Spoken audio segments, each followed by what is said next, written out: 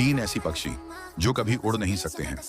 Number 1, penguin. ये बर्फीले इलाकों में रहते हैं, ज्यादातर अंटार्कटिका में। ये उड़ नहीं सकते, लेकिन बहुत अच्छे तैराक होते हैं। नंबर 2, शुतुरमुर्ग। ये दुनिया का सबसे बड़ा पक्षी है। ये उड़ नहीं सकते हैं, लेकिन बहुत तेज दौड़ता है। इनकी रफ्तार 70 किलोमीटर प्रति घंटा तक है।